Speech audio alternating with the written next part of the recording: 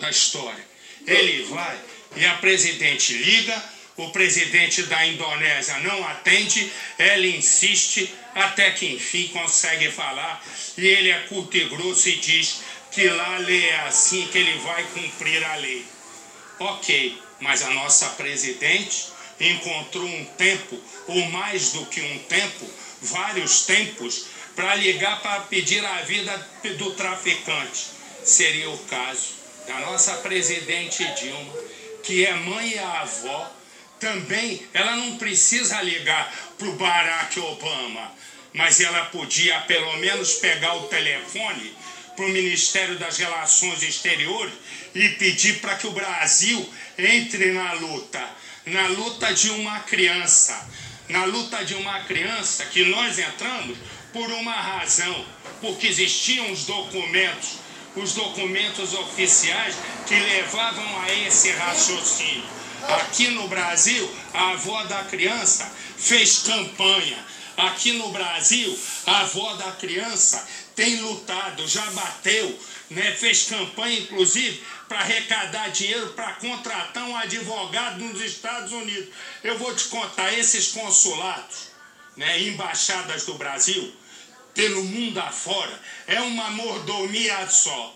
Podia pegar um dos muitos que ficam na mordomia para trabalhar, né? Aqui, a avó está lutando e está tentando com o governo brasileiro para que faça alguma coisa. Sabe o que ela escuta como resposta? O silêncio. Põe no Cidade. A avó da menina se sente impotente. Defensora pública aposentada, Kátia Sarmento perdeu as contas de quantos casos de abusos sexuais ajudou a solucionar. Tive inúmeros casos. Eu nunca imaginei que um dia eu poderia estar envolvida diretamente com a minha neta, precisando de um advogado, e sem que eu pudesse fazer por ela o que eu fiz pelos demais. Aqui no Brasil, as tentativas de conseguir apoio começaram no ano passado, logo depois que a filha foi presa no Texas. Para ela, algo ainda sem explicação. Ela foi libertada sem nenhum documento que dissesse da prisão e de qual a motivação da libertação. Até porque nós entendemos que essa prisão foi irregular, ilegal e imoral. Porque ela não havia cometido nenhum ato criminoso, nem naquele momento, nem antes, nem depois. Dona Kátia chegou a ir até Brasília, onde teve uma audiência com representantes do Ministério das Relações Exteriores. As promessas de apoio foram poucas e não surtiram efeito. Entre campanhas para conseguir arrecadar dinheiro entre os amigos brasileiros e americanos e empréstimos retirados no banco, o valor arrecadado não passou dos R$35 mil.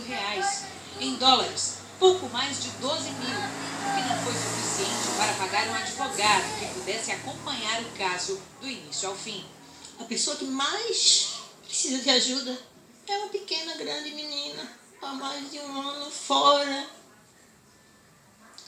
de toda a rede social de apoio que ela tinha. Escola, igreja, amigos.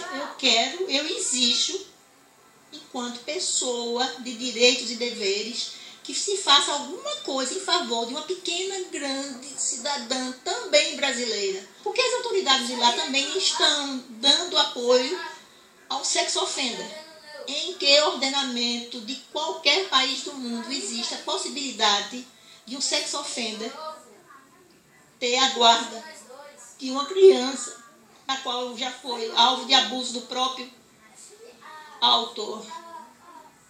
A única coisa, que eu vou fazer agora, né, é uma coisa que eu fiquei aqui pensando se eu faria ou não faria. Eu tenho a avó no Recife e tenho a mãe nos Estados Unidos. As duas ao vivo. A dor de uma é a dor da outra, né? Tem uma frase, se eu não me engano, é do Castro Alves, que diz que os netos são os filhos com mel. É porque, na verdade, os nossos netos, a gente só quando tem é que sabe o tamanho. Portanto, o que eu vou fazer é simples. Eu vou deixar A mãe conversar com a filha e reconfortar a filha, porque eu já nem sei mais o que eu faço. Por favor, dona Cátia. Oi, filha. Mamãe.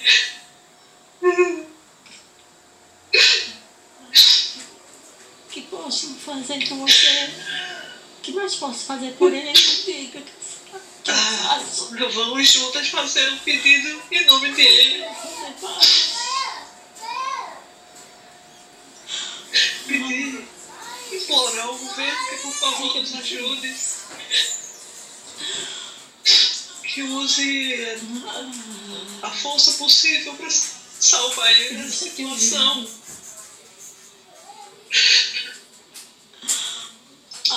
Minha filha.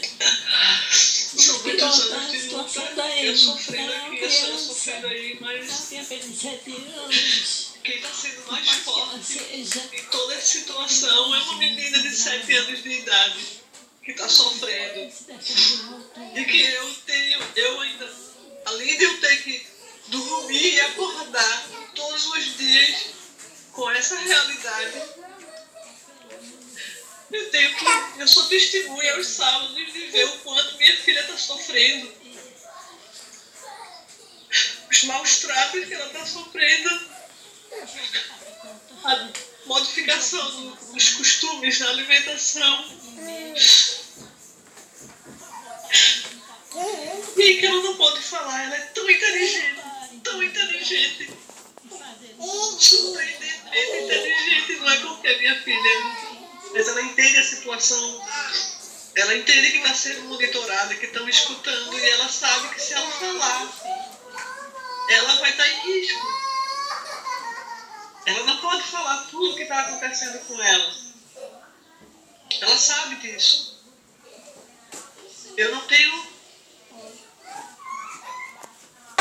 como descrever a situação.